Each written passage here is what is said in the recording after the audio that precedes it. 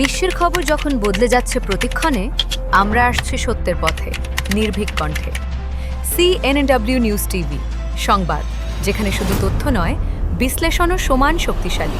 সাবেক প্রধানমন্ত্রী ও BNP chairperson Begum Khaleda জিয়ার কবরে দোয়া ও শ্রদ্ধা জানাতে জিয়া উদ্যানে ভিড় করছেন বিএনপির নেতাকর্মী ও সাধারণ মানুষ। আজ বৃহস্পতিবার দুপুর 12টার পর জিয়া উদ্যানে প্রবেশমুখ খুলে দেয়া হলে একে একে মানুষ প্রবেশ করেন। এর আগে সকাল 11টা থেকেই কবরে জিয়ারত করতে আসা মানুষের ভিড় জমলেও নিরাপত্তার কারণে তখন প্রবেশের অনুমতি দেওয়া হয়নি। প্রবেশের পর অনেকে ফুল দিয়ে শ্রদ্ধা জানান, কেউ কেউ কবরের পাশে দাঁড়িয়ে মোনাজাতে অংশ নেন। ঢাকার বাইরে থেকেও বহু মানুষ এসেছেন শেষ শ্রদ্ধা জানাতে। রাজনৈতিক পরিচয়ের বাইরে গিয়েও খালেদা জিয়ার প্রতি ভালোবাসা থেকে অনেকেই কবরের মাটি ছুঁয়ে দেখেন। নিরাপত্তার দায়িত্বে থাকা পুলিশ জানায়, কড়া নির্দেশনার কারণে নির্ধারিত সময়ের আগে কাউকে প্রবেশ করতে দেওয়া হয়নি। দুপুরের পর পরিস্থিতি স্বাভাবিক হলে সড়ক ও উদ্যান উন্মুক্ত করা হয়।